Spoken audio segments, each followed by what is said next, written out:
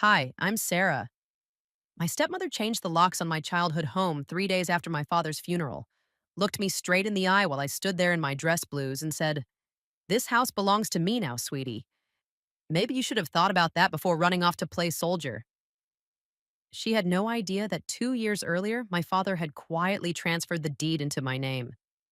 What I did next made her pack her bags in the middle of the night and disappear forever.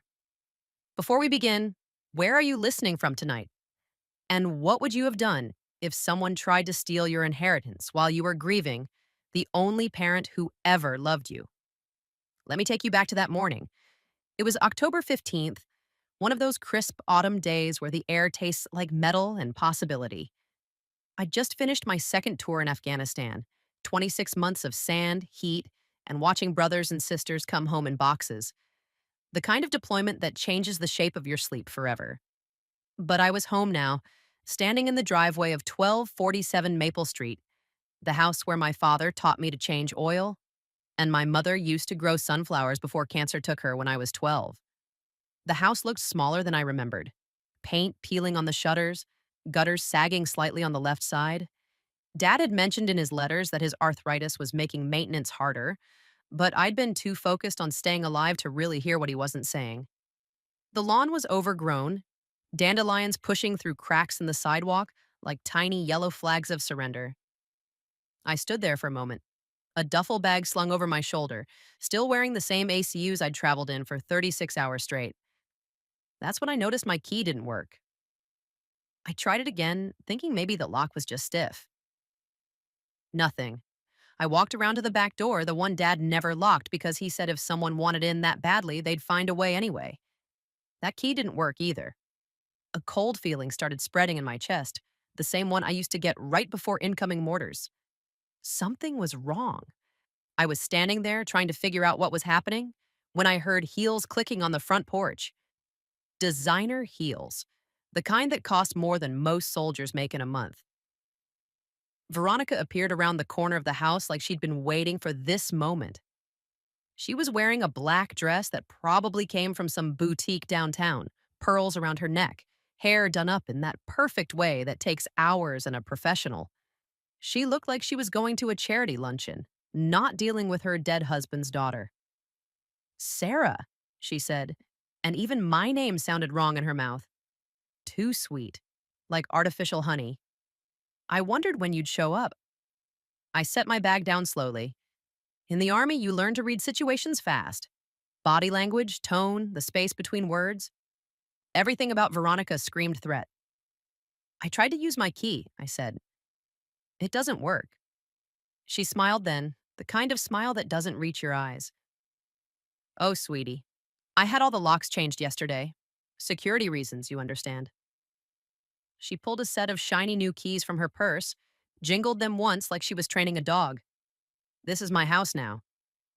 I felt something cold settle in my stomach. "Your house?" "Well, yes, I was your father's wife. Legal wife. We were married for 6 years, Sarah, longer than you've been away." The way she said away made it sound like I'd been on vacation instead of serving my country. When a spouse dies, the surviving spouse inherits everything. That's how marriage works. I stared at her. 6 years. Dad had married her when I was 22, right after I enlisted. I'd met her exactly 3 times. At the wedding, at Christmas 2 years ago, and at Dad's funeral 4 days ago. She'd cried at the funeral, I remembered that. Big, dramatic tears that seemed designed for the crowd. But standing here now, looking at her perfectly composed face, I realized those tears had been as artificial as everything else about her. "Dad wouldn't have left me anything," I said. My voice sounded strange, even to me, thin and far away. Veronica's smile widened. "Oh, honey, your father was a practical man. He knew you had your military career, your independence. You never came home, never called except on holidays. He knew I was the one who took care of him in the end." She paused, tilted her head like she was being patient with a slow child. "I was here when he got sick. I drove him to chemotherapy. I held his hand in the hospital while you were off playing war games in the desert." Each word hit like a physical blow, because there was truth in it. And the truth was the worst part. I hadn't been here. I'd been deployed when Dad was diagnosed, and by the time I got emergency leave approved, he was already in remission. He'd told me not to worry, that Veronica was taking good care of him. He'd seemed fine in our video calls, tired, but fine. I thought I had time. Where's his will en Austin? I asked. Filed with the probate court yesterday, she said, still jingling those keys. Everything to me, the house, the bank accounts, his pension, everything. She stepped closer, and I could smell her perfume, something expensive and cloying. I'm sorry, Sarah, I really am. But this is how things are now. I wanted to argue. I wanted to scream. I wanted to grab those keys and throw them into the street. But I'd learned discipline in the army, learned to control my reactions even when everything inside me was screaming. So I just stood there, my hands clenched at my sides, and watched my stepmother hold my childhood hostage. I'll need you to collect any personal items you might have left here, she continued. I'm having the house cleaned out next week. Fresh start, you understand? She looked me up and down, taking in my rumpled uniform, my tangled hair, the exhaustion I was wearing like a second skin. Maybe this is for the best, sweetie. Time for you to build your own life instead of depending on Daddy. That's when something snapped. Not dramatically, not with shouting or tears. Just a quiet, cold break, like ice cracking on a frozen lake. I'd spent 3 years dodging IEDs and insurgents, watching friends die, carrying wounded soldiers to safety. I'd earned a Bronze Star and 2 Purple Hearts. I'd bled for my country in ways this woman couldn't begin to understand. And now she was treating me like a child who needed to learn responsibility. I see, I said. My voice was calm now, soldier calm. Well, I guess that's that. Veronica looked surprised, like she'd expected more of a fight. I'm glad you're being reasonable about this. Oh, I'm being very reasonable. I picked up my duffel bag, slung it over my shoulder. I'll be in touch about getting my things. Of course, she said. Take your time. I know this must be hard. I nodded once, turned, and walked away. I didn't look back, didn't give her the satisfaction of seeing any emotion on my face. But as I walked down Maple Street, past the houses where I used to trick or treat and sell Girl Scout cookies, I was already planning my next move. Because Veronica had made one crucial mistake. She assumed she knew everything about my relationship with my father. She assumed that because I was away serving my country, I was absent from his life. She assumed that because I was young and female and grief stricken, I would just roll over and accept her version of reality. But Veronica didn't know about the phone calls Dad and I had every Sunday morning, no matter what time zone I was in. She didn't know about the letters he sent, the care packages, the way he worried about me every single day I was deployed. She didn't know that the last time I was home on leave 2 years ago, he'd taken me to see his lawyer and made me sign papers I didn't really understand at the time. And she definitely didn't know that in my duffel bag, wrapped carefully in my dress uniform, was a manila envelope containing documents that would turn her perfect little plan into her worst nightmare. I drove to the Comfort Inn on Highway 34, the same motel where Dad used to take me for pancakes on Saturday mornings when I was little. The parking lot was mostly empty, just a few 18-wheelers and a rusted pickup truck with Missouri plates. I paid for 3 nights in cash, carried my duffel bag up the concrete stairs to room 218, and sat on the edge of the bed that smelled like industrial disinfectant and other people's dreams. For the first time since I'd gotten the call about Dad's heart attack, I let myself really think about what I'd lost. Not just the house, though that hurt in ways I wasn't ready to examine, but the man who used to wait for me when I missed curfew, who taught me to drive stick shift in the Walmart parking lot, who sent me letters every week during deployment, even though his handwriting got shakier each time. James Michael Chen had been a mechanic for 37 years. Fixed cars, trucks, anything with an engine and wheels. His hands were permanently stained with motor oil, and he had this way of listening to an engine that was almost musical. He could diagnose a problem just by the sound a car made when it started. People brought their vehicles from 3 counties over because they trusted him more than the dealerships. He'd raised me alone after Mom died, and he'd done it without complaint or self-pity. Never remarried until I was already enlisted. Never dated anyone seriously. Just him and me against the world, eating microwave dinners and watching old war movies on Sunday afternoons. He taught me to change my own oil, balance a checkbook, and throw a punch that would drop someone twice my size. When I told him I was joining the army, he didn't try to talk me out of it like other parents might have. He just hugged me tight and said he was proud of me for wanting to serve. The room had one window facing the parking lot. I pulled the curtains closed and turned on the ancient air conditioning unit, which rattled like it was personally offended by the request. Then I sat back down and opened my duffel bag. My dress blues were folded exactly the way the Army taught us, creases sharp enough to cut glass. Beneath them, wrapped in a plastic storage bag, was the manila envelope Dad had given me during my last leave. I remembered that afternoon clearly now. We'd been sitting on the back porch drinking beer and watching the sun set over the cornfield behind the house. Sarah, he'd said, his voice more serious than usual. I need you to keep this somewhere safe. Don't open it unless something happens to me. I'd laughed, the careless laugh of someone who thought their parents would live forever. Nothing's going to happen to you, old man. You're too stubborn to die. But Dad hadn't smiled. He'd handed me the envelope, made sure I tucked it into my bag before we went inside. Just promise me, he'd said. If something happens, if things get complicated, you open this. You understand? I'd promised. The way you promise things you never think you'll have to follow through on. Now, sitting in this depressing motel room, I understood what he'd been trying to tell me. I opened the envelope carefully. Inside were 3 documents, each one folded and labeled in Dad's careful handwriting. The first was marked Deed Transfer, October 2021. I unfolded it slowly, my hands shaking slightly.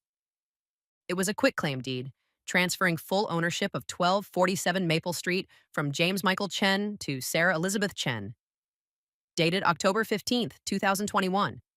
2 years ago, almost to the day. Notarized, witnessed, filed with the county recorder's office. Legal and binding. The house had been mine for 2 years and I hadn't even known it. The second document was marked Insurance Beneficiary Change. Dad had changed the beneficiary on his life insurance policy from Veronica to me, also dated October 2021. The policy was worth $150,000, money I didn't know existed. The third document was a letter, written in Dad's handwriting on his old typewriter, the one with the sticky E key that we'd never bothered to fix. Sarah, it began. If you're reading this, then I'm gone and things probably aren't going the way you expected. I'm sorry I couldn't tell you about this in person, but I knew you'd argue with me, tell me I was being dramatic or paranoid. But I've been watching Veronica for a while now, and I've seen things that worry me. I had to stop reading for a moment. Dad's voice was so clear in those words, I could almost hear him speaking them. Yeah. She thinks I don't notice when she goes through my papers, or when she asks casual questions about my finances. She thinks I don't see the way she looks at the house, like she's already redecorating it. But I do see, sweetheart. I'm old, not blind. I married her because I was lonely, and I thought she cared about me. Maybe she does in her way, but I don't trust her not to try to push you out of your inheritance. The letter went on for 3 pages, detailing specific incidents that had made Dad suspicious. Times when Veronica had suggested he should update his will to be more modern. Conversations where she'd hinted that I didn't really need his help since I had military benefits. Her increasing interest in his financial paperwork and bank statements. I've made sure the house is in your name, the letter continued. It was your mother's house before it was mine, and it should be yours after I'm gone. The insurance money should help you get started again when you come home from service. I know you're strong and independent, but everyone needs a foundation to build on. This house is yours, Sarah. Don't let anyone tell you differently. The letter was signed, Love Always Dad, in his careful script. I set the papers down and walked to the bathroom, splashed cold water on my face, looked at myself in the mirror. I looked like hell. Dark circles under my eyes, skin pale from too many hours in transport planes and too little sleep. My hair was growing out from regulation length, brown and unruly. I looked young and tired, and exactly like the kind of person someone like Veronica would think she could push around. But I wasn't that person. Not anymore. I'd enlisted at 18, scared and angry and desperate to get away from the small-town life that felt like it was suffocating me. The Army had taught me things I never could have learned in civilian life. How to stay calm under pressure, how to assess threats and respond appropriately, how to lead people who were older and more experienced than me, how to fight.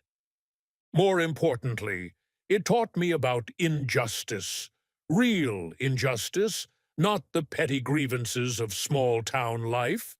I'd seen what happened when powerful people thought they could abuse those who couldn't fight back. I'd watched corrupt officials steal food meant for refugees. I'd seen contractors charge the military for equipment that never arrived while soldiers went without body armor. I'd learned to recognize predators, and I'd learned how to stop them. Veronica was a predator. Maybe not the violent kind I'd encountered overseas, but a predator nonetheless. She'd identified a vulnerable target, my grieving father, and she'd moved in systematically, isolated him from his daughter, positioned herself as indispensable, then waited for him to die so she could claim everything he'd worked for. But she'd made a crucial miscalculation. She'd assumed that because I was deployed, I was disconnected from Dad's life. She'd assumed that because I was young and female, I wouldn't know how to fight back. She'd assumed that because I was grieving, I'd be easy to manipulate. I walked back to the bed and carefully refolded the documents, placed them back in the envelope. Then I pulled out my phone and started making a list. I needed a lawyer, someone who specialized in property law. I needed copies of all the relevant paperwork from the county recorder's office. I needed to understand exactly what Veronica had filed with the probate court and whether it was legal given that she didn't actually own the house she was trying to inherit. But most importantly, I needed to be smart about this. Veronica thought she'd won, and people who think they've won get careless. They make mistakes. They show their true colors. I was going to give her every opportunity to do exactly that. The next morning, I put on my cleanest civilian clothes and drove to the county courthouse. It was a brick building from the 1960s, all sharp angles and small windows, surrounded by parking meters and the kind of landscaping that screamed government budget. I'd been here once before, when I was 16, and needed a copy of my birth certificate for a summer job. The records office was in the basement, fluorescent lights humming overhead, filing cabinets lined up like tombstones. The clerk was a woman in her 50s, with reading glasses on a chain, and the patient expression of someone who dealt with confused citizens all day long. I need to verify property ownership for 1247 Maple Street, I told her. She typed the address into her computer, waited while the ancient machine processed the request. What's your relationship to the property? I'm the owner, I said, and realized it was the first time I'd said those words out loud. She printed out several pages and handed them to me. There it was, in black and white. Sarah Elizabeth Chen, sole owner as of October 15th, 2021. No liens, no encumbrances, no other names on the deed. Is there any record of a new deed being filed in the last week? I asked. She checked again, shook her head. Nothing recent. Last transfer was yours in 2021. which meant Veronica hadn't actually tried to steal the house legally. She was just hoping I wouldn't know any better, wouldn't check, wouldn't fight back. She was planning to squat in my house and dare me to do something about it. Big mistake. I sat in my rental car outside the courthouse, engine running, air conditioning, fighting the October heat that felt wrong for the season. The documents from the records office were spread across my passenger seat like evidence in a crime scene. 3 certified copies of the deed transfer, 2 copies of the property tax records showing my name as the responsible party, and a notarized statement from the county clerk confirming that no new ownership documents had been filed since 2021. My phone buzzed. A text from my army buddy Marcus, who'd gotten out 6 months before me and was working construction in Denver. "How's civilian life treating you?" Followed by a beer emoji and a middle finger emoji, which was basically Marcus's way of saying he missed me. I didn't know how to answer that question. Civilian life so far consisted of being locked out of my own house by a woman who'd married my father for his assets and was now trying to steal my inheritance. Not exactly the homecoming I'd imagined during those long nights on base, listening to mortars whistle overhead and dreaming about sleeping in my childhood bedroom again. Instead of texting back, I drove to Mel's Diner on 3rd Street, the place where Dad and I used to eat breakfast every Sunday after church. Mel had died years ago, but his daughter Rita kept the place running exactly the same way. Same red vinyl booths, same black and white checkered floor, same menu that hadn't changed since 1987. The kind of place where the coffee was always too strong and the waitresses called everyone honey, whether they meant it or not. Rita was behind the counter when I walked in, her gray hair pulled back in the same ponytail she'd worn since high school. She looked up from wiping down glasses, and her face lit up in a way that made my chest tight. "Sarah Chen," she said, and it wasn't a question. "Lord Almighty, look at you! Just as pretty as your mama, but with your daddy's stubborn chin." She came around the counter and hugged me before I could object, the kind of hug that smelled like coffee grounds and vanilla extract. "I'm so sorry about Jimmy. He was a good man, one of the best." I nodded, not trusting my voice. Rita had been at the funeral, I remembered now. She'd brought a casserole and squeezed my hand and told me Dad had talked about me every time he came in for coffee. "Sit yourself down," she said, guiding me to the booth in the back corner, the one where Dad and I used to sit so he could keep an eye on the parking lot. Old habits from his army days, he'd always said. Never sit with your back to the door. "Coffee's on the house. You look like you need it." She brought me a mug without asking what I wanted. Black coffee in a chipped ceramic cup that had probably been here since before I was born. The coffee was exactly as strong as I remembered, bitter enough to wake the dead. "So," Rita said, sliding into the booth across from me, "I heard Veronica's been making quite the impression around town." The way she said my stepmother's name made it sound like something distasteful she'd accidentally stepped in. "What do you mean?" Rita glanced around the diner, checking that we were alone, except for an old farmer reading a newspaper by the window. "Well, she was in here yesterday, holding court at the center table like she was some kind of celebrity. Had her hair done up fancy, wearing jewelry that probably cost more than my car." She paused, stirred sugar into her own coffee. She was telling anyone who'd listen about how she was finally going to fix up that old house on Maple Street, turn it into something respectable. My hands tightened around the coffee mug. Fix it up how? Oh, she had big plans. Tear out all the old wallpaper, modernize the kitchen, maybe add a swimming pool in the backyard. Said it was a shame how your daddy let the place go downhill, but she was going to make it into something worthy of the neighborhood. Rita's voice got harder.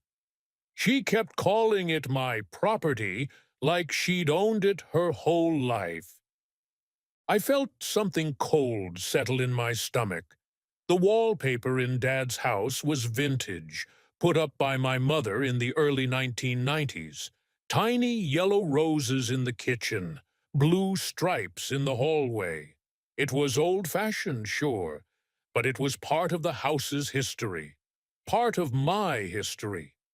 The idea of Veronica tearing it all out to install granite countertops and stainless steel appliances made me feel sick. There's more, Rita continued. She was bragging about how she'd already contacted some real estate agent about getting the house appraised. Said she might sell it and move somewhere more sophisticated. Maybe Florida or Arizona, somewhere with better shopping and culture. She made air quotes around the word culture. Like there's something wrong with the place where she chose to live for 6 years. This was worse than I'd thought. Veronica wasn't just planning to live in my house, she was planning to sell it.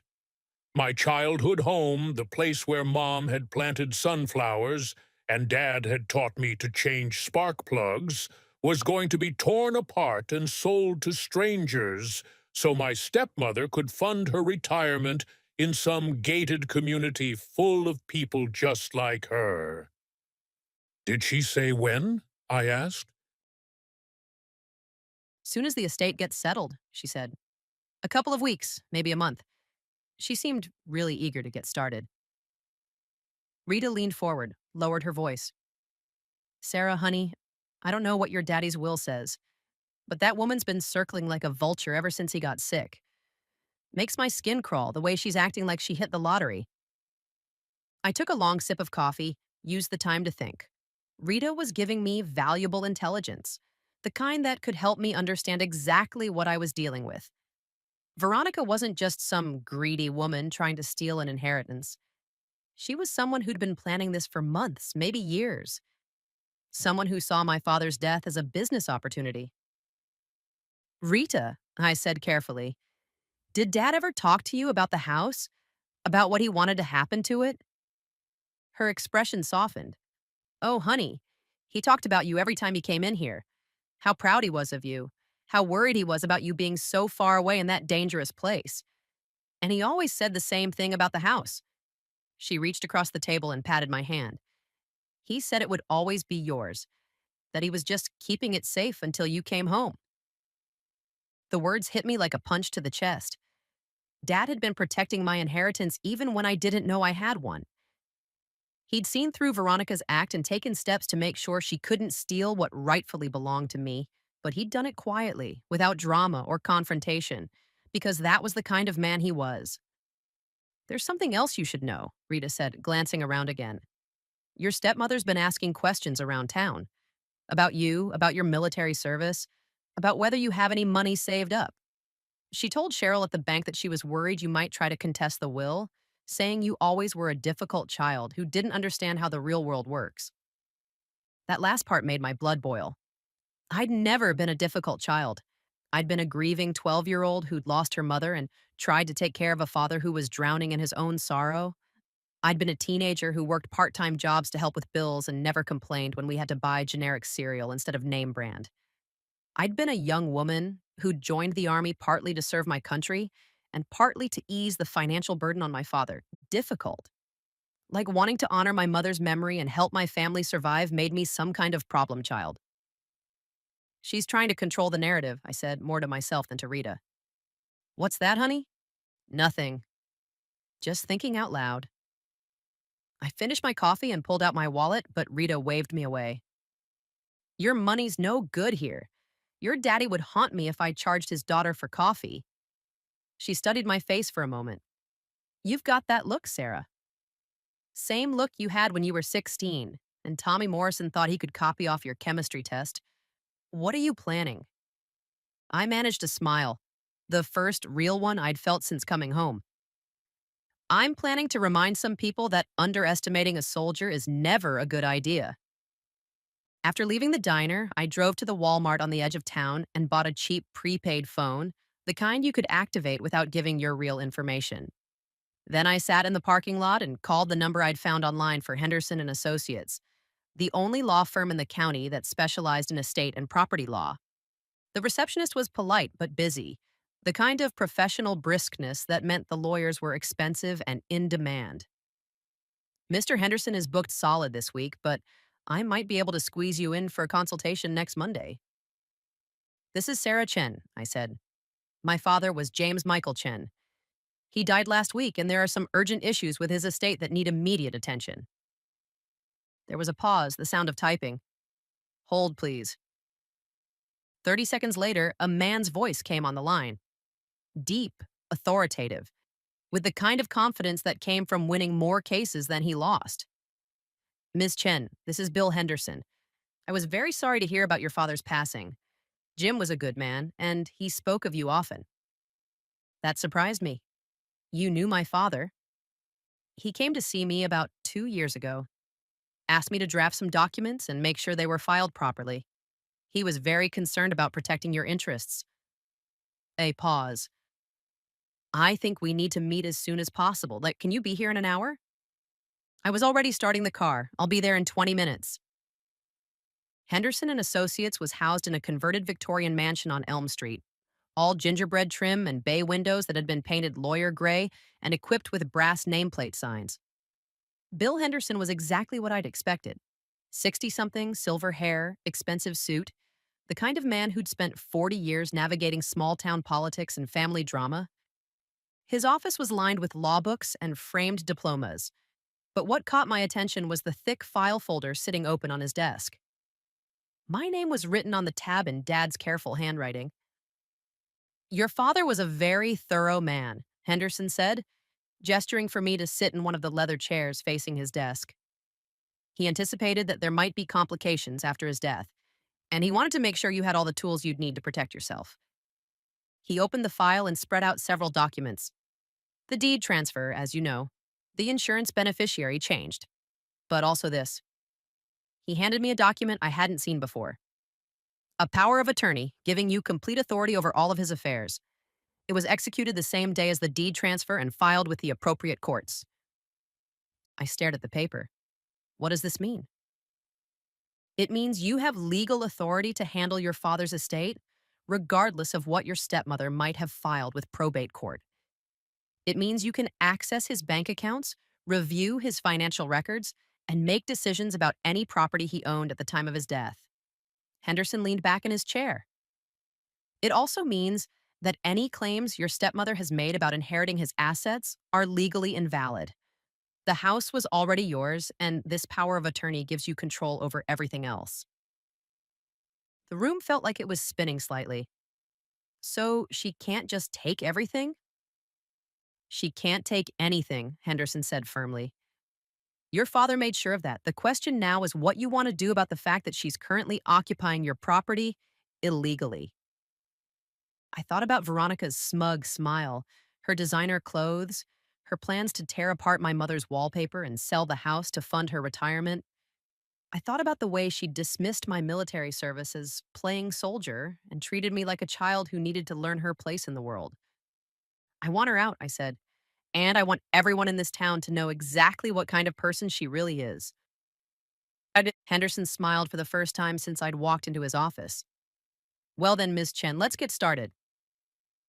Henderson walked me through the legal process step by step, his voice calm and methodical as he explained how we'd proceed.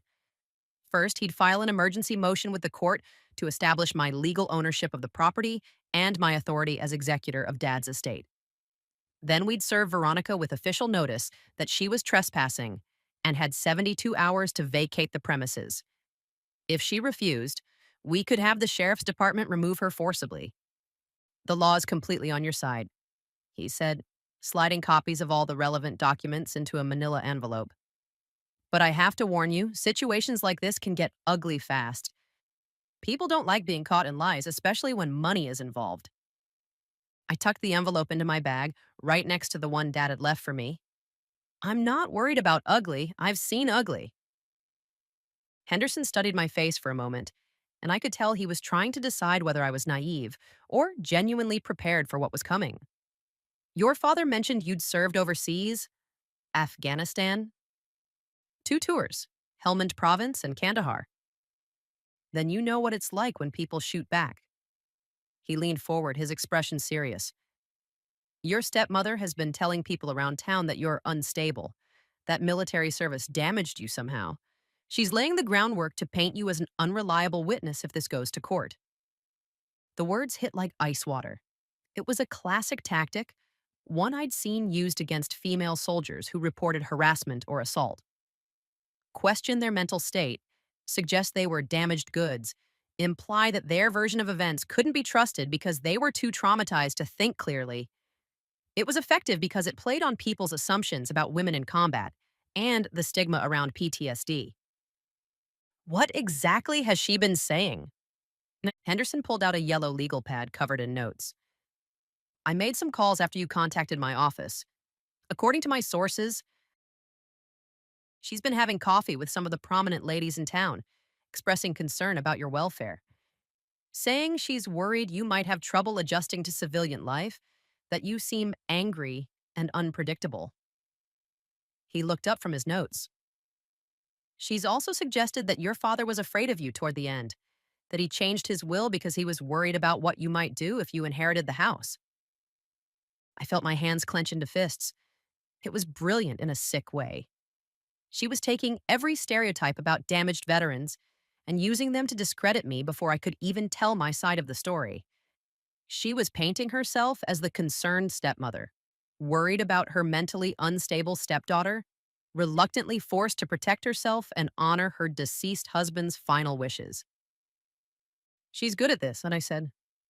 She's had practice, Henderson agreed. I did some research after your father first came to see me. Veronica Ashford has been married 3 times. Her first husband died in a car accident 6 months after they were married. She inherited his life insurance and a small business. Her second husband died of complications from diabetes. She inherited his house and his retirement savings. He paused. The timing was suspicious in both cases, but nothing was ever proven. My blood went cold. You think she killed them? I think she's very good at identifying vulnerable men and positioning herself to benefit from their deaths, Henderson said carefully. Your father was lonely, recently diagnosed with heart problems, and had a daughter who was deployed overseas and couldn't check on him regularly. He was a perfect target. The room felt too small suddenly, like the walls were closing in. I'd been thinking of Veronica as a greedy opportunist, someone who saw a chance to steal an inheritance and took it. But this was something much darker. This was a woman who made a living off of other people's deaths, who saw grieving widowers as business opportunities. Why didn't Dad see it? He did eventually. That's why he came to me. Henderson pulled out another document, one I hadn't seen before. This is a letter he wrote to be opened only if his death was ruled suspicious. He details several incidents where he caught Veronica tampering with his medication, encouraging him to skip doctor's appointments, trying to isolate him from friends and neighbors. I took the letter with hands that weren't quite steady. Dad's handwriting was shakier than usual, like he'd been scared while writing it. The letter described coming home early from the garage one day to find Veronica going through his pill bottles. Another time, she'd thrown away prescription heart medication, claiming it was expired when it wasn't. She'd also been systematically alienating him from his longtime friends, telling them he was too tired for visitors, or that his doctor had recommended he avoid stress. The coroner ruled his death was from natural causes, I said. Heart attack, consistent with his medical history. But your father was being careful. He started taking his medications at work instead of at home. He asked his doctor to give him extra refills that he kept in his toolbox at the garage. He was protecting himself. But he still died. Henderson's expression was grim. Heart conditions are unpredictable, especially under stress. And I imagine living with someone you've begun to suspect might be trying to kill you would be very stressful indeed. I set the letter down, my mind racing. If Veronica had killed my father, or even just contributed to his death, then this wasn't just about property theft. This was about justice for a man who'd spent his last months living in fear, afraid that the woman he'd married for companionship was actually planning his death. What can we prove? I asked. In criminal court? Probably nothing. The medical evidence isn't conclusive, and the suspicious behavior could be explained away as the actions of a stressed caregiver. Henderson gathered the documents back into the file. But in terms of your property rights and your father's estate, we have everything we need. The question is how you want to handle this. I thought about Dad's letter, about the fear he must have felt those last few months, about the careful way he'd protected my inheritance, making sure Veronica couldn't steal what he'd worked his whole life to build, about the stories Rita had told me of Veronica bragging around town about her plans to renovate and sell my house. I want to do this publicly, I said. I want everyone to know what she is. Henderson raised an eyebrow. That's risky. If you accuse her publicly and can't prove it, she could sue you for defamation. I'm not going to accuse her of murder. I'm just going to prove she's a liar and a thief. The rest people can figure out for themselves. And how do you propose to do that? I pulled out my phone and scrolled through my contacts until I found the number I was looking for. I'm going to call my cousin Jessica. She works for Channel 8 News in Springfield. Human interest stories are her specialty. Henderson looked alarmed. Sarah, I have to advise against involving the media at this stage. It could complicate the legal proceedings. No, I said firmly. Legal proceedings happen behind closed doors. Veronica's been controlling the narrative around town, painting me as an unstable veteran while she plays the grieving widow. I need to get my story out first before she has time to prepare her defenses. I stood up, tucked the envelope of documents under my arm. How long will it take to get the court order? I can have it filed this afternoon and served tomorrow morning. Perfect. That gives me 24 hours to set the stage. Henderson walked me to the door, still looking concerned. Sarah, be careful. If this woman is as dangerous as your father believed, cornering her publicly could be risky. I've been shot at by people with actual military training, I said. I think I can handle one middle-aged grifter with a superiority complex. But as I drove away from Henderson's office, I realized that maybe I was underestimating the situation. Veronica had successfully manipulated 3 men into marrying her and then conveniently inherited their assets when they died. She'd managed to convince half the town that I was mentally unstable without me even being here to defend myself.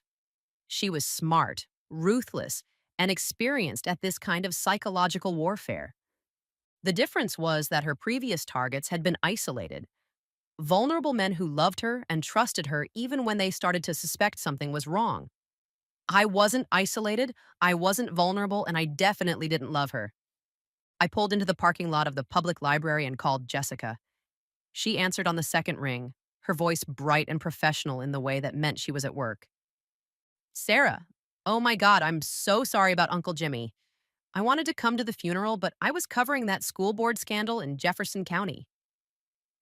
Jessica was my father's brother's daughter, 3 years older than me, and one of the few family members who'd kept in touch while I was deployed.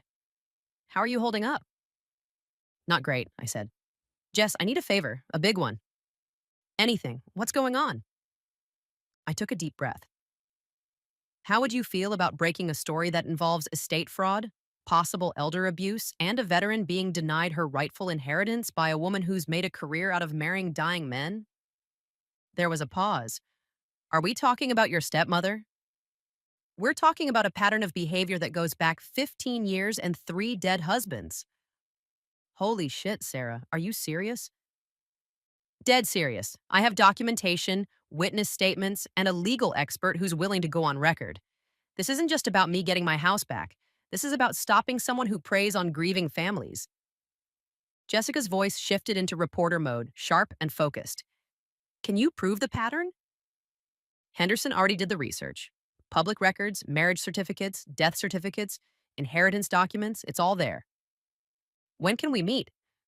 I can drive down tonight. Tomorrow morning, but Jess, this has to be handled carefully. She's already been spreading rumors about my mental state, trying to discredit me before I can tell my story.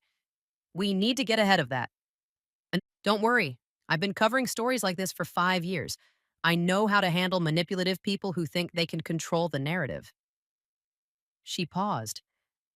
Sarah, are you sure you're ready for this? Once we go public, there's no taking it back. I thought about Dad's letter, about the months he'd spent afraid in his own home, about the way Veronica had looked at me in my dress blues and dismissed my service as playing soldier, about her plans to tear down my mother's wallpaper and sell the house where I'd learned to ride a bike and had my first heartbreak. I'm ready, I said. It's time someone held her accountable. That evening, I drove past my house 3 times before finally parking across the street under the oak tree where I used to climb as a kid. All the lights were on, and I could see movement through the living room windows. Veronica was home, probably planning her next move, or maybe just enjoying her stolen victory. I sat there for almost an hour, watching my own house like I was conducting surveillance on an enemy position. It felt surreal, like some kind of twisted fever dream where everything familiar had been turned upside down. The porch light Dad had installed last spring was still there, but Veronica had already changed the welcome mat. Instead of the plain brown one Dad preferred, there was now a decorative one with cursive lettering that said "Blessed" in gold script. Around 9:30, a black Escalade pulled into the driveway. A man got out, tall and lean with silver hair and an expensive suit that looked out of place in our blue-collar neighborhood. He carried a briefcase and walked to the front door with the confident stride of someone who owned whatever space he occupied. Veronica answered before he could knock like she'd been watching for him. I pulled out my phone and took several photos of the man and his license plate. Something about the whole scene felt wrong, too organized and purposeful for a casual evening visit. They disappeared inside, and the house went quiet except for the flickering glow of the television in the living room. 20 minutes later, my phone buzzed with a text from an unknown number. Stop watching the house or I'll call the police and report you for stalking. I looked up at the living room window. Veronica was standing there, phone in hand, staring directly at me. Even from across the street, I could see her smug smile. She waved once, a little finger flutter that was pure mockery, then disappeared back into the room. I started the car and drove away, but not because I was intimidated, because I'd learned what I needed to know. Veronica was nervous enough to have someone watching for me, which meant she wasn't as confident as she'd seemed yesterday. And the fact that she threatened to call the police told me she was thinking defensively, not offensively. People who were truly in control didn't need to make threats. Back at the motel, I spread everything out on the small table by the window. Dad's documents, Henderson's legal papers, my own notes from the day's conversations. I opened my laptop and started researching everything I could find about Veronica Ashford and her previous marriages. The internet made it surprisingly easy to piece together someone's history if you knew where to look. Marriage records, obituaries, property transfers, business licenses. It was all there in public databases if you had the patience to dig through it. What I found made my stomach turn. Her first husband, Robert Ashford, had been 43 when they married. He owned a small auto parts store and had recently been diagnosed with type 1 diabetes. According to his obituary, he died 6 months after their wedding from complications related to his condition. Veronica inherited the business and his life insurance policy, then sold everything and moved to another state. Her second husband, William Morris, was 51 and had been recently widowed when he met Veronica. He had a heart condition and 2 teenage children from his first marriage. He died 18 months after they married, also from complications related to his pre-existing condition. The obituary mentioned that he was survived by his wife and 2 children. But when I dug deeper, I found court records showing that Veronica had successfully contested his will and prevented the children from inheriting anything significant. The pattern was clear and horrifying. Veronica targeted men who were vulnerable, recently widowed, dealing with health problems, isolated from family or friends. She married them quickly, positioned herself as their primary caregiver, then inherited everything when they died, conveniently soon after. And now she'd tried to do the same thing to my father. But Dad had been smarter than her previous targets. He'd seen through her act and taken steps to protect both himself and me. The documents he'd left behind weren't just about preserving my inheritance, they were about exposing her for what she really was. I printed out everything I'd found and organized it chronologically. By the time I finished, it was after midnight, and I had a timeline that read like a prosecutor's case file. 3 marriages, 3 suspiciously timed deaths, 3 complete estate transfers to a woman who disappeared shortly after collecting her inheritance each time. The next morning, Jessica arrived at 7:30 with coffee and a camera crew. She looked exactly like I remembered from Christmas gatherings. Short blonde hair, sharp blue eyes, and the kind of intense energy that made her a natural investigative reporter. She was wearing jeans and a blazer, professional but approachable, the uniform of someone who needed sources to trust her with sensitive information. Jesus, Sarah, you look like hell, she said, handing me a large coffee with extra cream. When's the last time you slept? Sleep is for people who aren't about to expose a serial predator, I said, but I accepted the coffee gratefully. Are you ready for this? Born ready, but first I need to understand exactly what we're dealing with. She pulled out a digital recorder and set it on the table between us. Start from the beginning. Tell me everything. I walked her through the entire story, beginning with coming home to find the locks changed and ending with what I'd discovered about Veronica's previous marriages. Jessica listened without interrupting, occasionally making notes, but mostly just absorbing the information with the focused attention of someone who'd covered enough crime stories to recognize the real thing. When I finished, she sat back and whistled softly. This is bigger than I thought. We're not just talking about inheritance fraud. We're talking about a pattern of behavior that could constitute elder abuse or even murder. Henderson says we can't prove the murder part. Maybe not in criminal court, but we don't need that level of proof for a news story. We just need to present the facts and let people draw their own conclusions. She flipped through her notes. The question is how we structure this. Do we focus on your individual case, or do we go bigger and look at the pattern? Both, I said. Start with my story to hook people, then expand to show the pattern. But I want to be clear, this isn't about revenge. This is about justice for my father and protection for other potential victims. Jessica nodded. That's good. It keeps you sympathetic and positions this as a public service story rather than a family feud. She looked at her watch. Henderson is meeting us at 10, right? And you said the court order gets served this morning? Should be happening right about now, actually. As if on cue, my phone rang. Henderson's name appeared on the caller ID. Ms. Chen, the sheriff's department just served your stepmother with the eviction notice.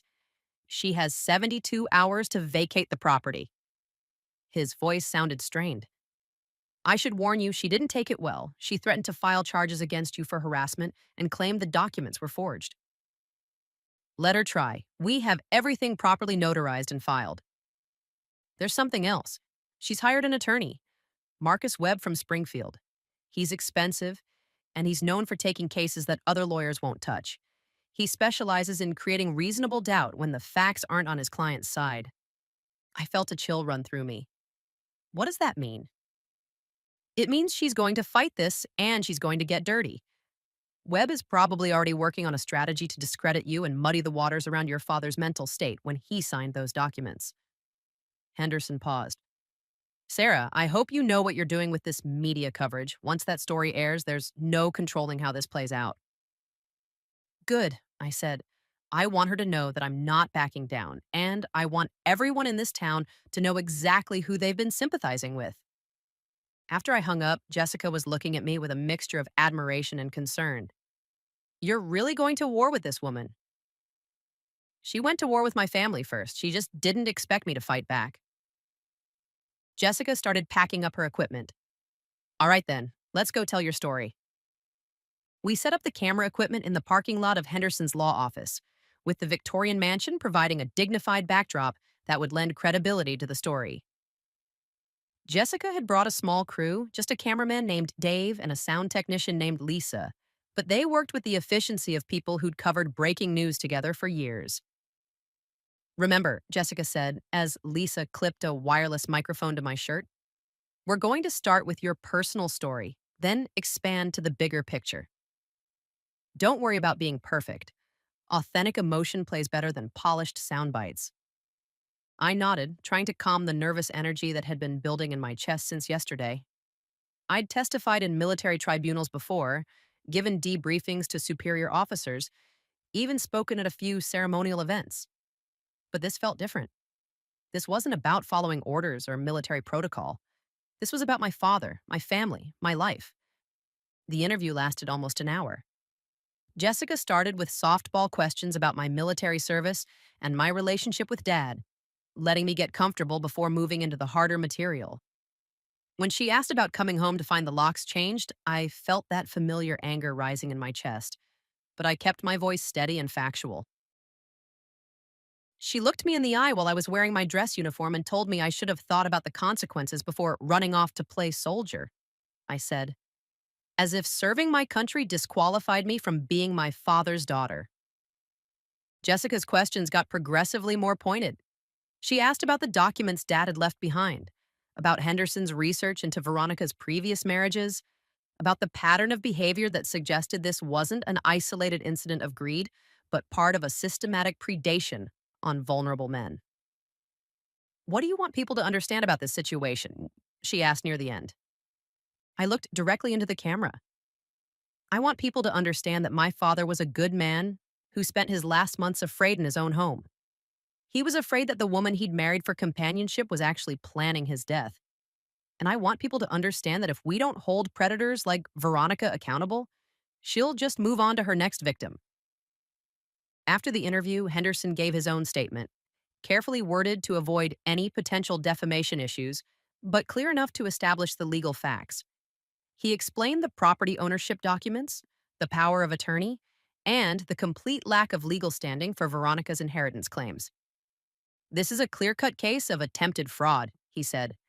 Ms. Chen's stepmother has no legal claim to property that was transferred to Ms. Chen 2 years ago, and her occupation of that property constitutes criminal trespass. Jessica wrapped up the formal interviews around noon, but she wasn't done gathering material. I want to talk to some people around town, get a sense of how Veronica has been presenting herself, and what people really think about this situation. Can you give me some names? I made a list of Dad's longtime friends and regular customers at the garage, people who'd known him for decades and would be able to speak to his character and mental state. I also included Rita from the diner and a few neighbors who'd been around long enough to have observed Veronica's behavior over the past few years. While Jessica and her crew went to conduct those interviews, I drove to the garage where Dad had worked for the last 15 years. It was a small operation, just 3 bays, and an office that smelled like motor oil and coffee. The owner, Pete Morrison, had been Dad's friend since high school and had given him a job when arthritis started making it harder for him to do independent mechanical work. Pete was under the hood of a pickup truck when I walked in, but he straightened up as soon as he saw me. He was a big man with grease-stained hands and the kind of genuine smile that made you trust him immediately. Sarah Chen, he said, wiping his hands on a rag. Damn, girl, you look just like your daddy. Same stubborn jaw, same fire in your eyes. He pulled me into a hug that smelled like WD-40 and honest work. I'm sorry about Jim. He was one of the good ones. Thanks, Pete. I was hoping I could ask you some questions about Dad's last few months, about Veronica. Pete's expression darkened. That woman. He spat into a coffee can filled with cigarette butts. Your daddy came to work more and more toward the end, staying late, coming in on weekends. Said he felt more comfortable here than at home. Did he say why? Not directly. You know how Jim was, never wanted to burden anyone with his problems. But he mentioned a few things that made me wonder. Pete leaned against the workbench, choosing his words carefully. He said Veronica kept suggesting he should retire, that the work was too hard on his heart. But working on cars was what kept him going after your mama died. It was like she was trying to take away the one thing that gave him purpose. That fit the pattern I was beginning to understand. Isolate the target, make them dependent, remove their sources of independence and self worth. There was other stuff too, Pete continued. She'd call here sometimes, checking up on him like he was a child. Wanted to know what time he left, whether he'd taken his medicine, if he seemed tired or confused. At first, I thought she was just being a caring wife, but it started to feel like surveillance. Did Dad ever mention being worried about her? Pete glanced around the garage, making sure we were alone. About 6 months ago, he asked me to keep some of his important papers in the office safe. Said he didn't feel comfortable keeping them at the house anymore. When I asked why, he just said he wanted to make sure they stayed safe. My heart started racing. What kind of papers? I don't know. He gave me a sealed envelope and said only to give it to you or to his lawyer if something happened to him. Pete walked over to an old filing cabinet in the corner and pulled out a key ring. I was planning to call Henderson after the weekend, but since you're here, he opened the safe and pulled out a manila envelope with my name written across the front in Dad's handwriting. Inside were photocopies of all the documents he'd filed with Henderson, plus something new, a detailed journal documenting every suspicious incident with Veronica over the past year. The entries were written in Dad's careful script, each one dated and specific. March 15th, found V going through my pill bottles again. Claims she was organizing them, but several heart pills are missing. April 22nd, V suggested I skip my cardiology appointment. Said the doctor was just trying to make money off of unnecessary tests. May 8th, caught V on the phone with someone discussing life insurance policies. She hung up when she saw me. The final entry was dated just 2 weeks before Dad died. V has been pushing me to change my will again.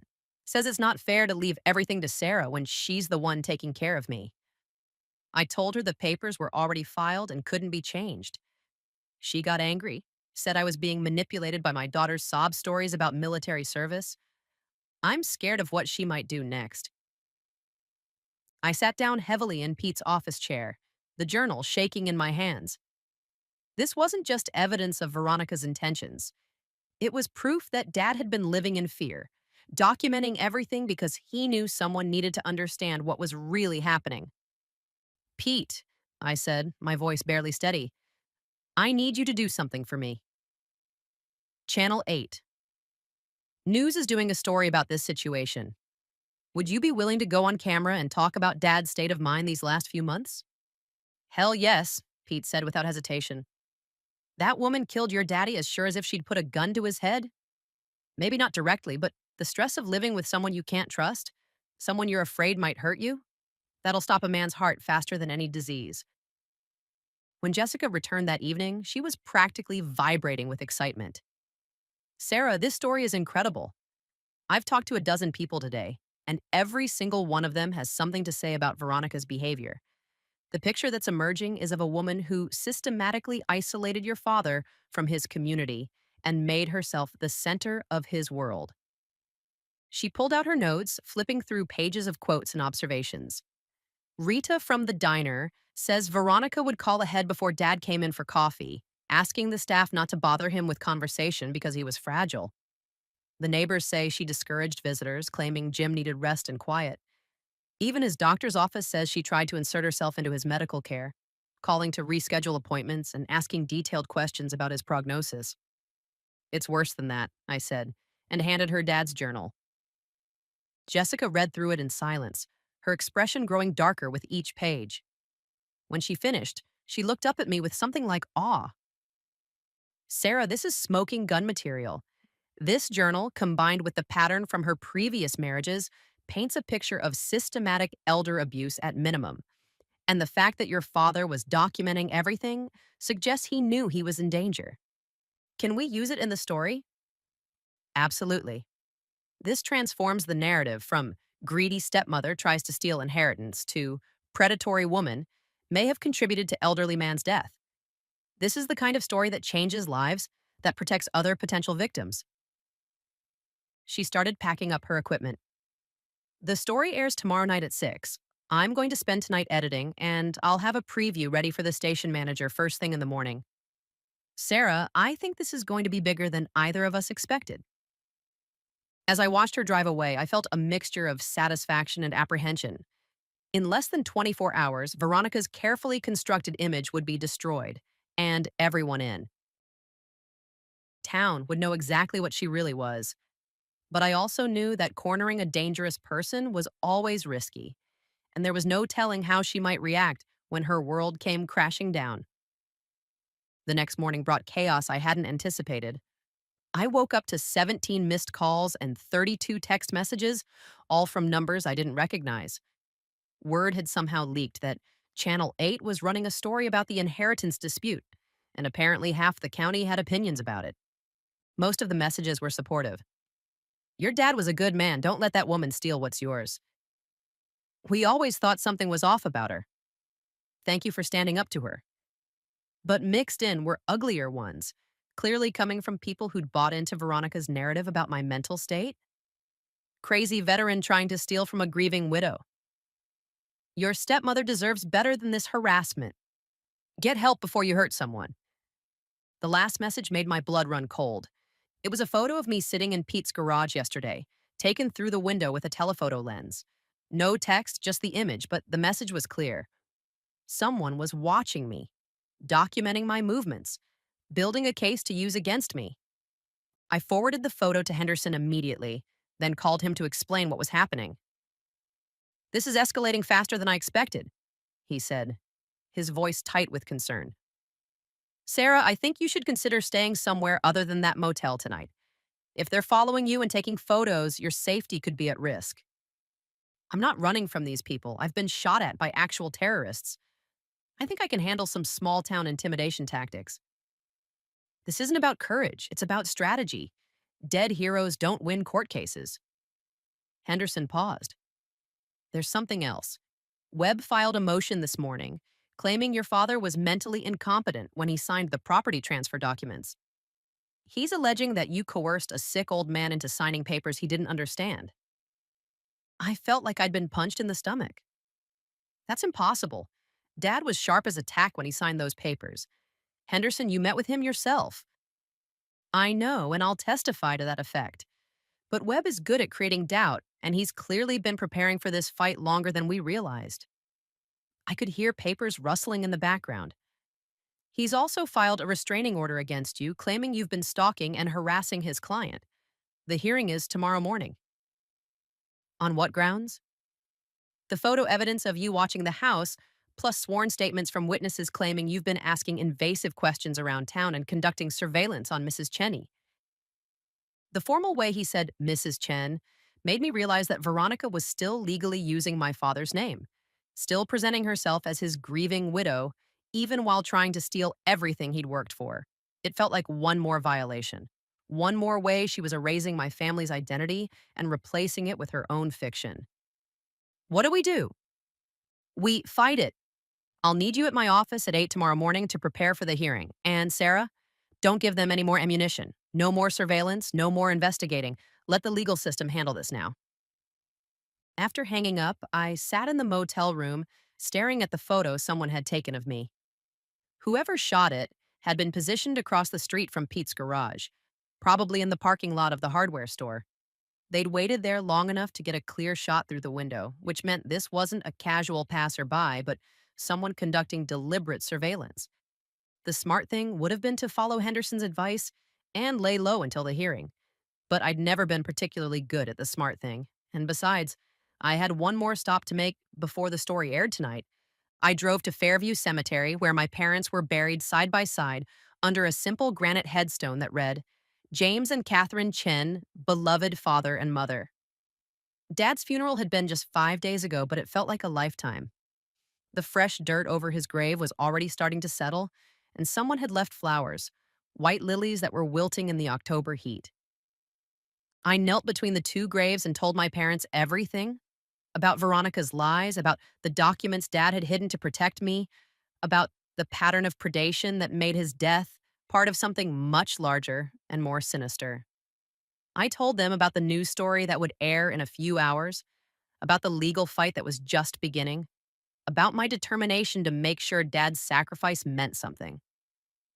I know you didn't raise me to be vindictive, I said to the headstone, running my fingers over Dad's name carved in stone.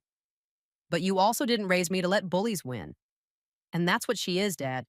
A bully who preys on people who can't fight back. When I stood up to leave, I noticed a black sedan parked on the cemetery's access road about 50 yards away. The same car had been behind me when I left the motel, maintaining careful distance but making no effort to hide its presence. More surveillance, more documentation, more evidence for whatever narrative Veronica's lawyer was building. I walked directly toward the car, my military training kicking in automatically. Never show fear. Never give ground unless it serves a tactical purpose. As I got closer, I could see the driver, a middle aged man in a cheap suit with a camera equipped with a long lens sitting on the passenger seat. He started the engine as soon as he realized I was approaching, but I was close enough to get a photo of his license plate before he pulled away. Two could play the surveillance game, and I had advantages he probably didn't expect. 3 years of military intelligence training had taught me how to track people, how to gather information, and how to turn watchers into watches. Back at the motel, I used my laptop to run the license plate through a private investigator database I still had access to through an army buddy who'd gone into security work. The car was registered to Webb and Associates, which confirmed what I'd suspected. Veronica's lawyer was having me follow, building a file of photos and observations that he'd used to paint me as unstable and dangerous. But if they were going to document my every move, I decided I might as well give them something worth documenting. I called Pete at the garage. I need a favor. Can you meet me at my house tonight around 7? Bring your toolbox. What are you planning, Sarah? Nothing illegal. I just want to make sure my property is secure before I officially take possession tomorrow. Pete was quiet for a moment. Your daddy always said you were too smart for your own good. But he also said you had a sense of justice. I'll be there. At 6 o'clock, I sat in the motel room and watched Jessica's story air on Channel 8. The piece was masterfully edited, starting with my personal narrative before expanding to examine Veronica's history of strategic marriages and convenient inheritances. They'd interviewed Henderson about the legal documents, Pete about Dad's state of mind, and several neighbors about Veronica's behavior over the past few years. The most damning moment came when Jessica read excerpts from Dad's journal on camera, his own words documenting the fear and suspicion that had consumed his final months. V has been pushing me to change my will again, Jessica read in a steady, professional voice. I'm scared of what she might do next. The story ended with a direct shot of Veronica's house, my house, while Jessica explained that despite having no legal claim to the property, the subject of the investigation was still refusing to vacate and had hired an expensive attorney to fight the rightful owner's attempts to reclaim her inheritance. My phone started ringing before the story even finished airing. More messages, more calls, but the tone had shifted dramatically. People were outraged, not at me, but at Veronica. They were sharing their own stories of elderly relatives who'd been targeted by predators, expressing fury at the idea that someone could get away with this kind of systematic abuse. One call stood out from the rest. The caller ID showed a Springfield number I didn't recognize. Is this Sarah Chen? The voice was female, older, shaky with emotion. Yes, who is this?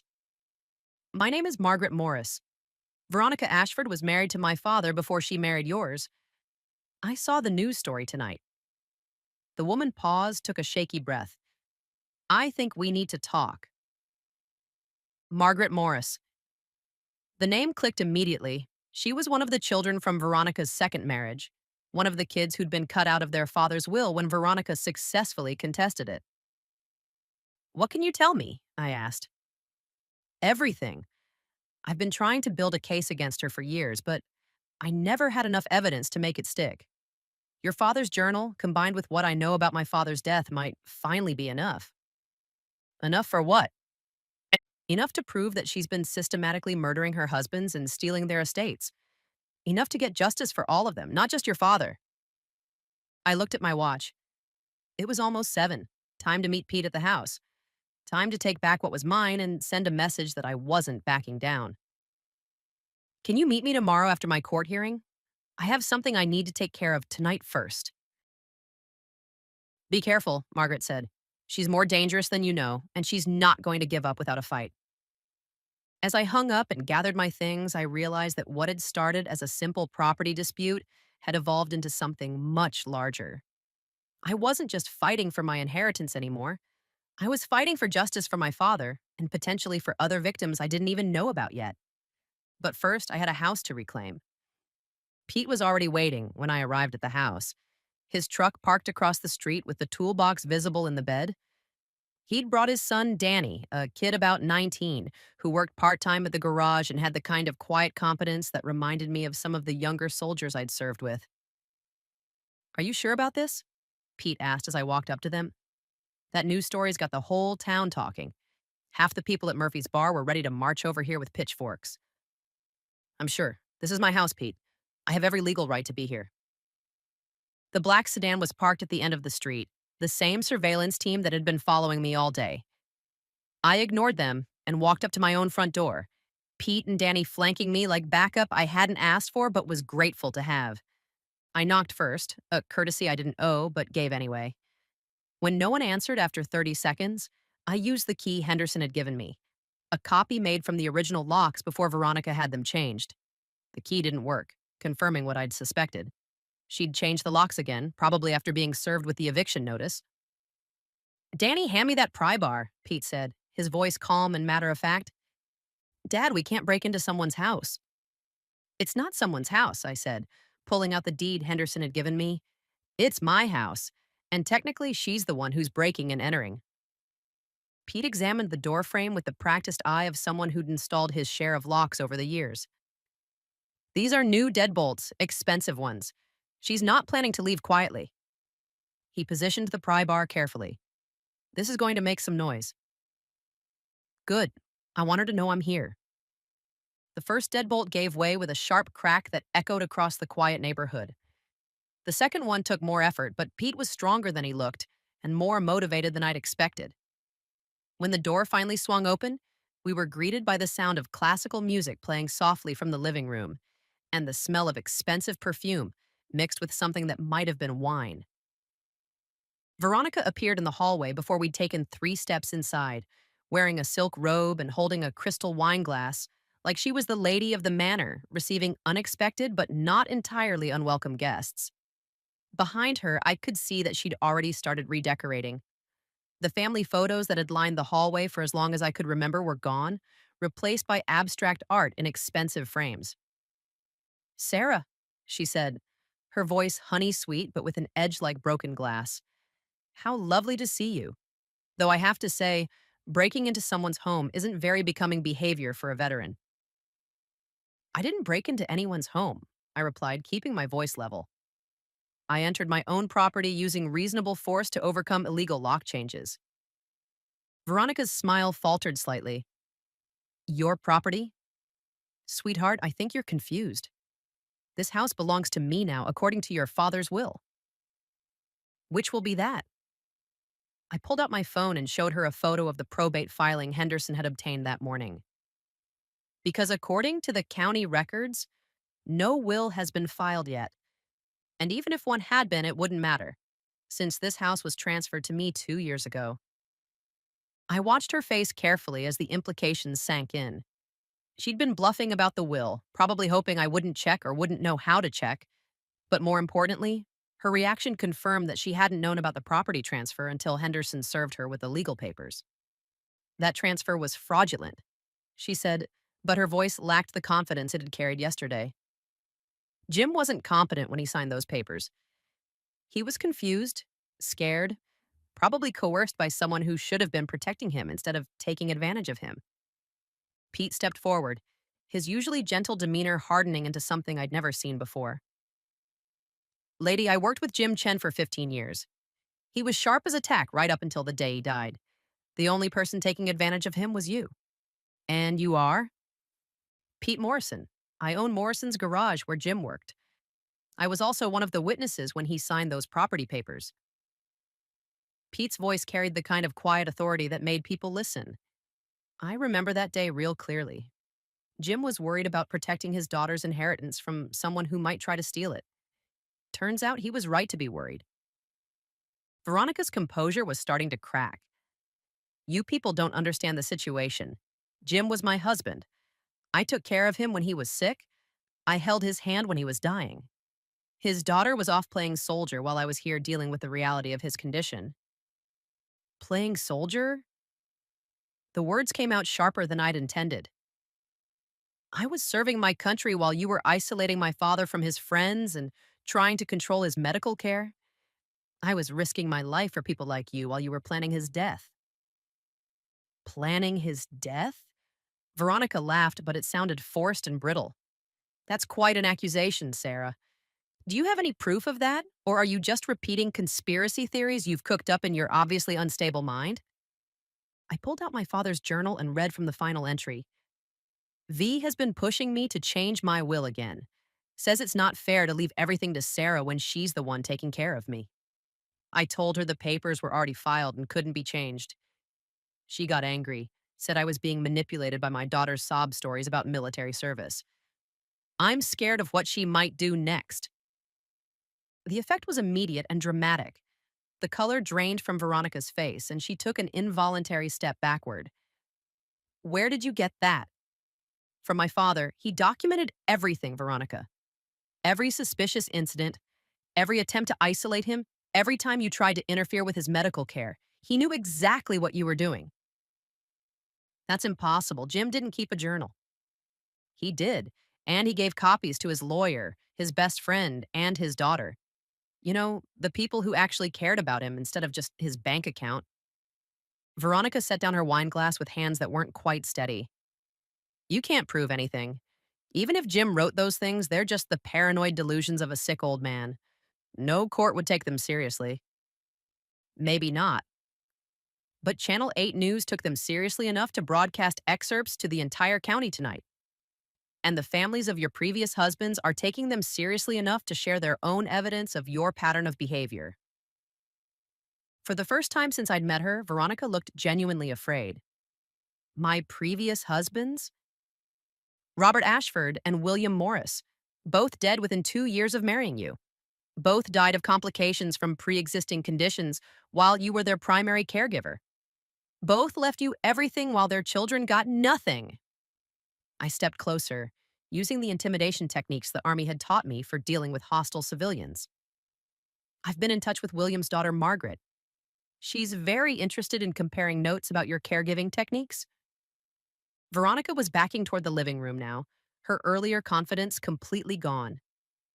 You don't know what you're talking about. Those men loved me. I took care of them. The same way you took care of my father? By making him afraid to take his medication at home? By trying to isolate him from his friends and doctor? By making him document his fears because he was scared of what you might do next? I never hurt Jim. I loved him. You loved his house and his bank account. You saw a lonely widower with a daughter deployed overseas and you moved in for the kill. Literally. Pete had been quiet during this exchange, but now he spoke up. Sarah, we should call the sheriff. This woman needs to be arrested. For what? Veronica snapped, some of her fight returning. For marrying a man who loved me? For inheriting property that was legally mine? You people are delusional. For trespassing, I said simply. This is my house, and you're occupying it illegally. You have 72 hours to remove yourself and all of your belongings, as specified in the court order you were served yesterday. I'm not going anywhere. My lawyer says, your lawyer can say whatever he wants. But tomorrow morning, a judge is going to look at the property deed, the power of attorney, and all the other documents my father filed to protect my inheritance. And then you're going to be officially ordered to get out of my house. I pulled out my phone and started taking photos of the redecorating she'd already done, the family photos she'd removed, the wine and expensive furnishings that looked out of place in my father's modest home. Evidence of occupancy and unauthorized alterations to the property, I explained as I documented everything, for the court hearing tomorrow. Veronica watched me work, her face cycling through anger, fear, and calculation. I could practically see her trying to figure out her next move, her next angle of attack. This isn't over, she said finally. No, I agreed. It's not, but it's about to be. The next morning's court hearing was everything Henderson had warned me it would be. Webb had arrived with a full arsenal of character assassination tactics, complete with a thick folder of photographs and what he claimed were witness statements about my erratic and threatening behavior. The courtroom was packed with people I recognized from around town, some supportive, others clearly there for the drama. Judge Patricia Hawkins was a no nonsense woman in her 60s who'd been handling family court cases for 20 years. She looked over the documents both sides had filed with the kind of methodical attention that suggested she'd seen every trick in the book and wasn't impressed by any of them. Mr. Webb, she said, adjusting her reading glasses, you're claiming that Mr. James Chen was mentally incompetent when he executed these property transfer documents.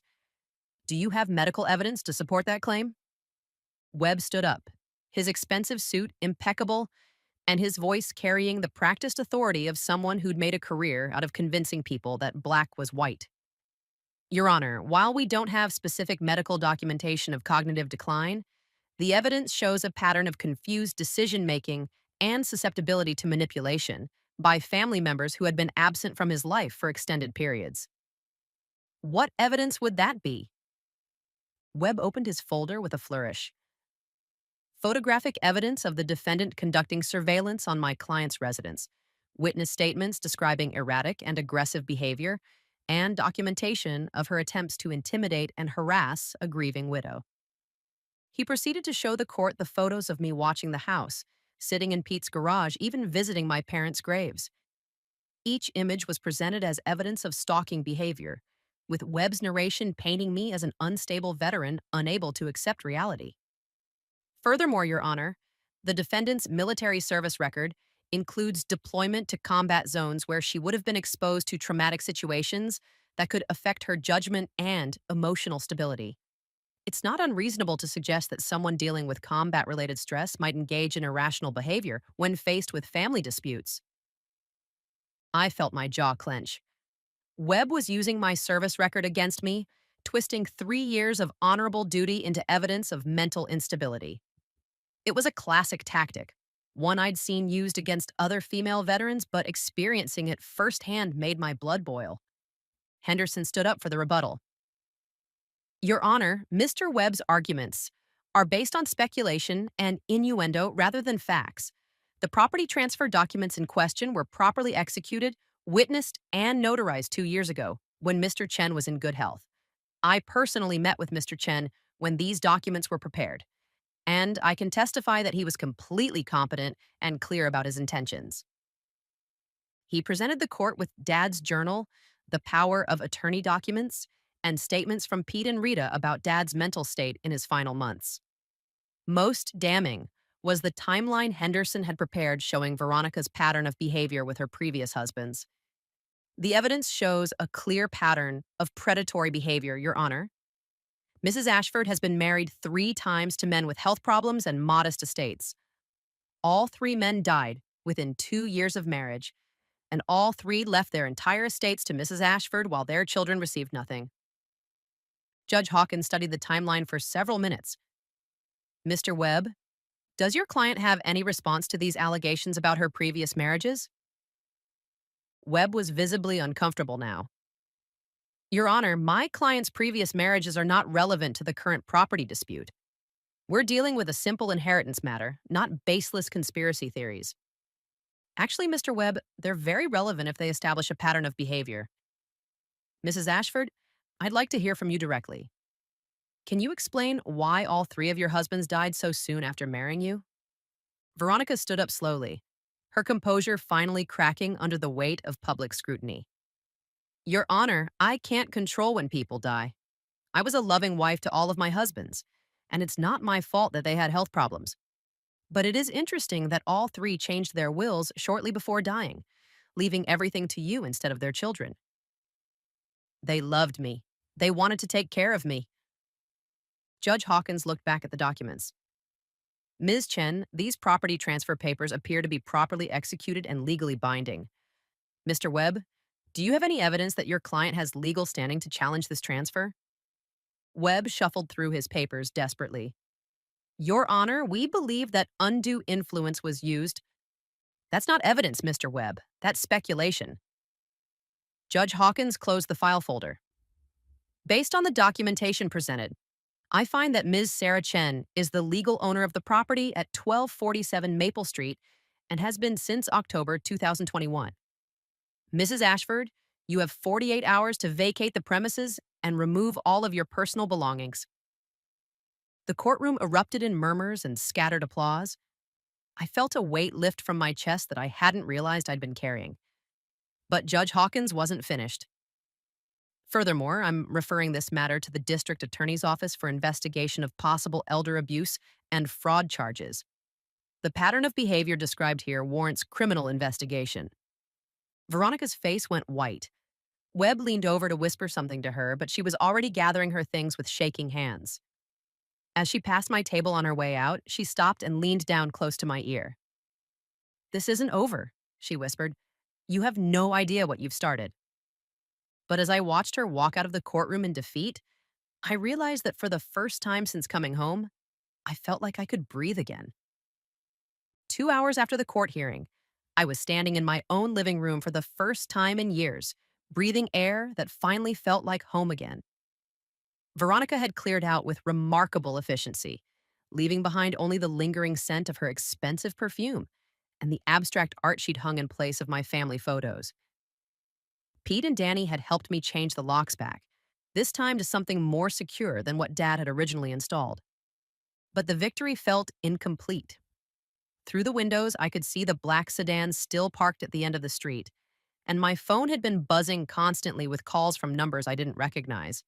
Some were reporters wanting follow up interviews, others were neighbors expressing support or curiosity. A few were clearly hostile, people who still believed Veronica's narrative about the unstable veteran persecuting a grieving widow. The call that changed everything came at 3:30 in the afternoon. Margaret Morris, the daughter of Veronica's second husband, was driving down from Springfield and would arrive within the hour. She was bringing documentation that she claimed would expose the full scope of Veronica's criminal activities. When Margaret knocked on my door 45 minutes later, I was struck by how much she resembled what I imagined I'd look like in 20 years. Same determined jaw, same tired eyes that had seen too much injustice. She carried a banker's box that looked like it weighed more than she did, and her handshake was firm with the grip of someone who'd learned to fight for everything she had. "Thank you for meeting with me," she said, as we settled at Dad's kitchen table. "I've been trying to build a case against Veronica for 8 years, ever since my father died. Your father's journal might finally give us what we need." She opened the box and pulled out folders organized with the precision of someone who'd spent years documenting evidence. Medical records, insurance documents, witness statements, financial records. It was like looking at a prosecutor's case file. My father was William Morris. He married Veronica 18 months after my mother died of cancer. He was vulnerable, lonely, dealing with his own heart condition. Veronica moved in immediately, took over his care, and systematically isolated him from his children. Margaret's voice was steady but controlled, like she'd practiced telling this story until the emotion was manageable. How did she isolate him? Classic techniques. She convinced him that visiting with us was too stressful for his heart. She screened his phone calls, claiming she was protecting him from people who might upset him. She changed doctors, saying his previous cardiologist wasn't aggressive enough in his treatment. Margaret pulled out a folder labeled medical records. The new doctor prescribed different medications, adjusted dosages without consulting the original physician. Within 6 months, Dad's condition had deteriorated dramatically. I thought about Dad's journal entries, his descriptions of Veronica interfering with his medical care. Did your father document what was happening? Not like yours did, but his new doctor kept detailed notes and some of them raised red flags. Dad would come to appointments confused about his medications, saying Veronica was managing them, but he couldn't remember what he was supposed to take when. The doctor noted that Dad seemed anxious and fearful, especially when Veronica accompanied him to visits. Margaret opened another folder. This is really damning evidence. Financial records showing that Veronica had power of attorney over Dad's accounts 3 months before he died. She'd been systematically transferring money to accounts in her name, supposedly for household expenses and medical care. How much money are we talking about? Over $200,000, Dad's entire retirement savings gone. When he died, the only assets left were the house and his life insurance policy, both of which went to her because she'd convinced him to change his will. I studied the financial documents, seeing a pattern that was becoming sickeningly familiar. She's done this before. 3 times that we know of. Maybe more? Margaret pulled out newspaper clippings from different cities, obituaries for men who died shortly after marrying women whose descriptions matched Veronica. I've been tracking her for years, Sarah. She changes her name slightly between marriages, moves to different states, but the pattern is always the same. Target vulnerable widowers, marry them quickly, isolate them from family, take control of their finances and medical care, then inherit everything when they conveniently die. Why hasn't anyone stopped her? Because she's smart. She targets men whose deaths wouldn't be suspicious, men with genuine health problems who might reasonably be expected to die from natural causes. She doesn't technically murder them. She just creates conditions that make their deaths more likely and more timely. I thought about Dad's journal, his fear that Veronica might do something to him. Accelerated death. Exactly. Medication errors, skipped doctor appointments, increased stress, social isolation. Any of those things could contribute to a heart attack or stroke in someone with pre existing conditions. And if the death is ruled natural causes, no one investigates further. Margaret leaned forward, her eyes intense. But your father was smart enough to document everything. Combined with the financial evidence from my father's case and the pattern from her other marriages, we might finally have enough to convince a prosecutor to file charges. What kind of charges? Elder abuse, financial fraud, possibly even murder? It depends on how aggressive the district attorney wants to be. She started repacking the documents. I've already contacted the DA's office here and in the jurisdictions where her other husbands died. They're interested, especially after the news coverage your case has generated.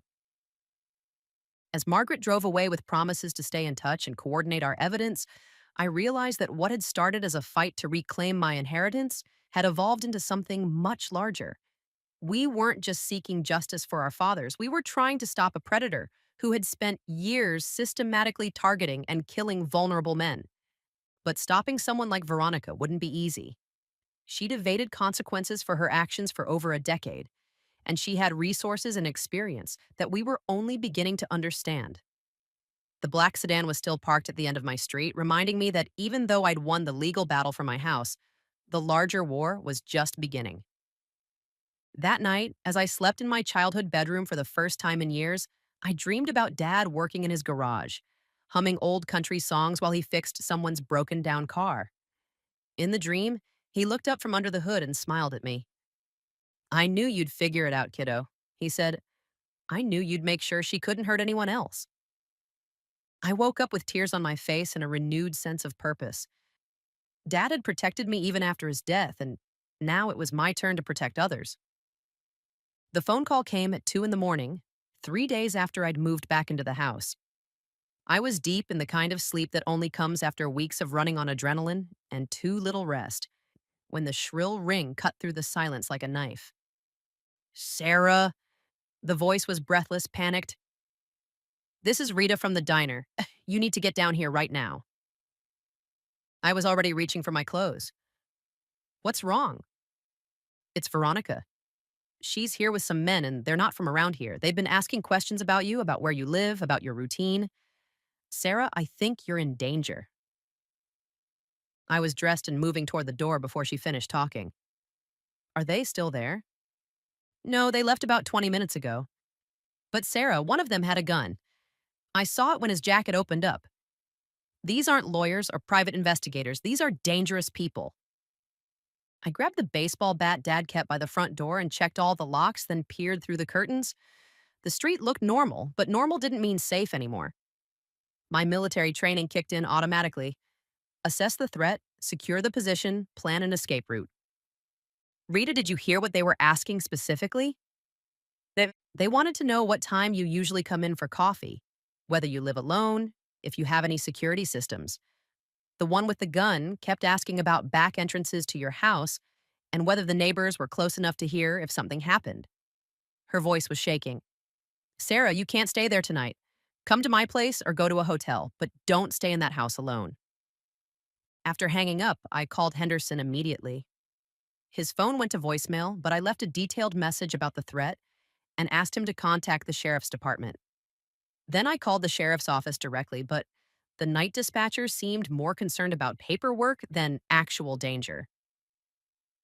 Ma'am, unless someone has directly threatened you or you've seen these individuals on your property, there's not much we can do.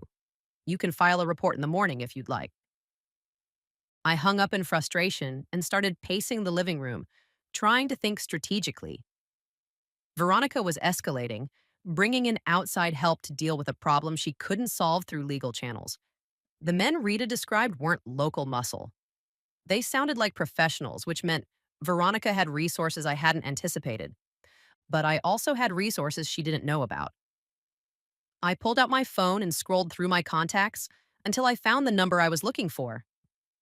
Marcus Hernandez had been my squad leader in Afghanistan, and he'd gotten out 6 months before me to work private security in Kansas City. More importantly, he specialized in personal protection and threat assessment. Sarah Chen, he answered on the second ring, his voice alert despite the hour. Let me guess, civilian life isn't as peaceful as advertised? Marcus, I need help. Someone's hired professionals to intimidate me, possibly worse. Can you get here? Give me 4 hours. Send me your address and whatever intel you have on the threat. While I waited for Marcus, I went through the house systematically, checking every window and door, identifying defensive positions and escape routes. I also packed a go bag with essentials: documents, cash, spare clothes, and the evidence files Margaret and I had compiled about Veronica's criminal history. The irony wasn't lost on me. I'd survived 2 combat deployments in Afghanistan, only to come home and find myself under siege in my childhood bedroom.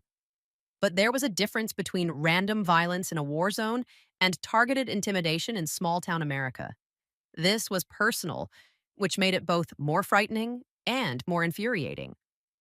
Marcus arrived just after sunrise, driving a nondescript sedan and carrying an equipment bag that I knew contained enough surveillance gear to outfit a small intelligence operation.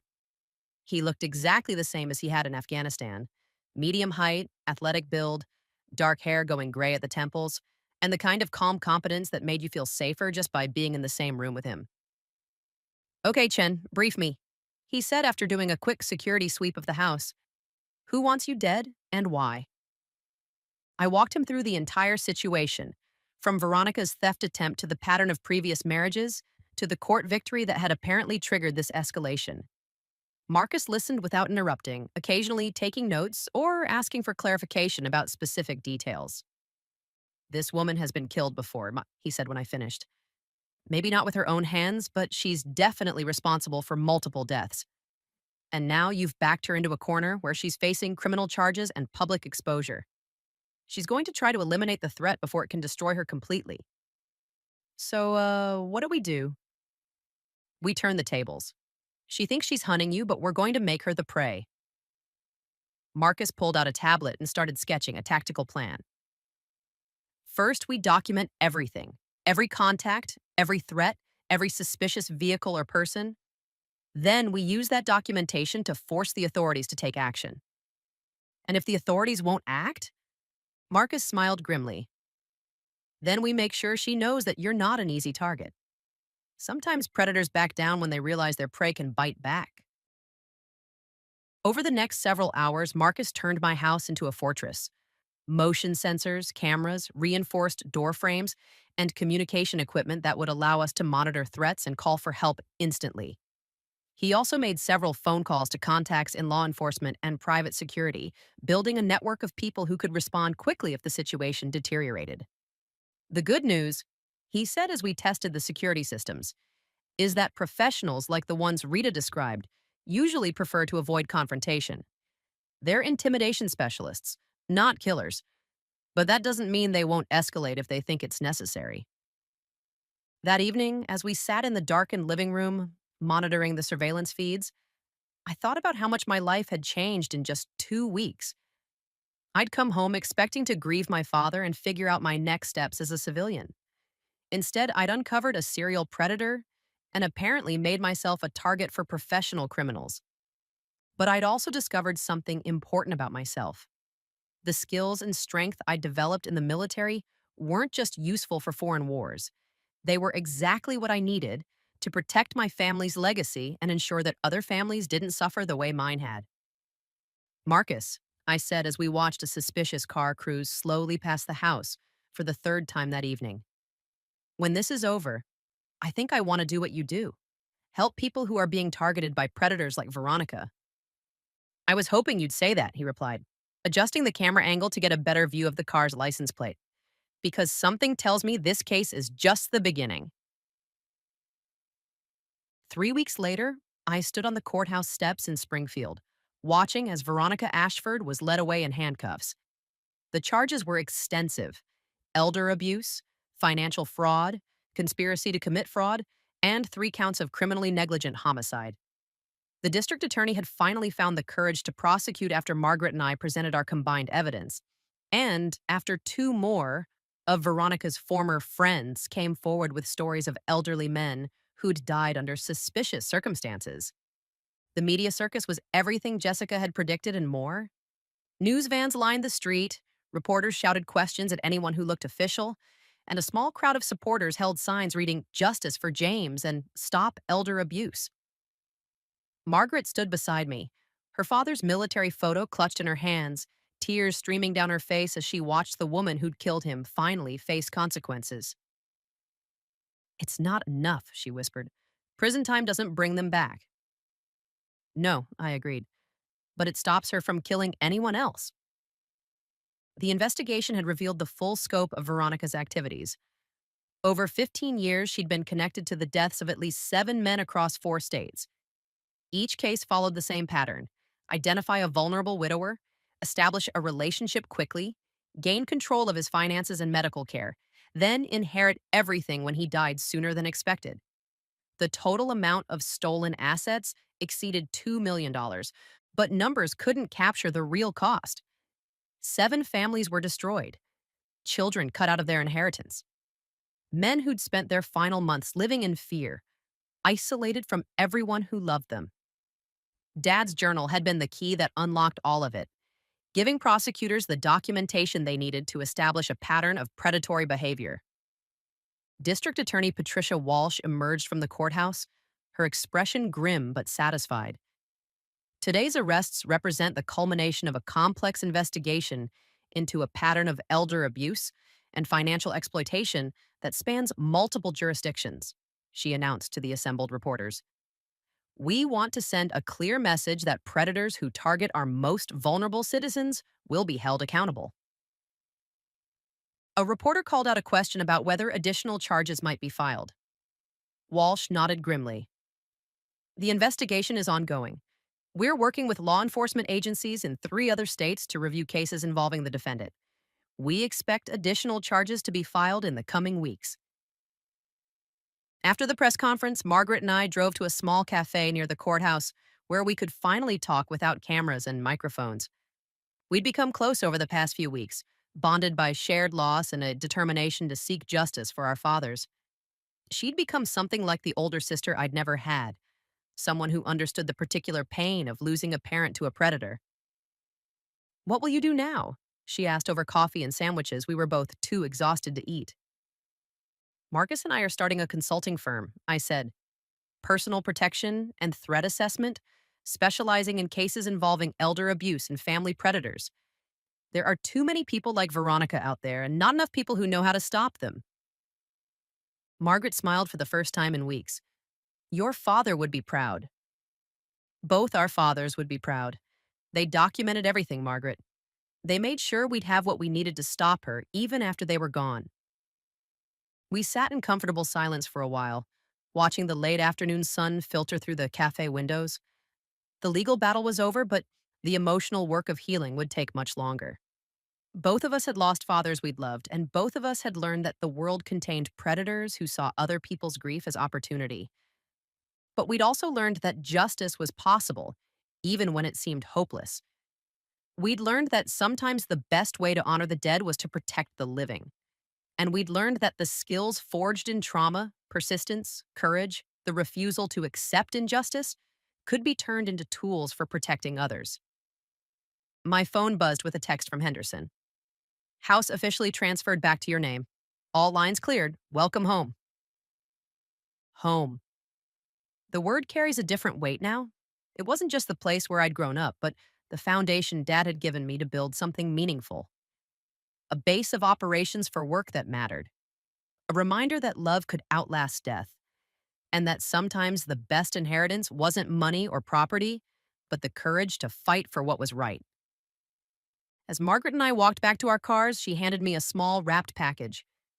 This was my father's, she said. I thought you should have it.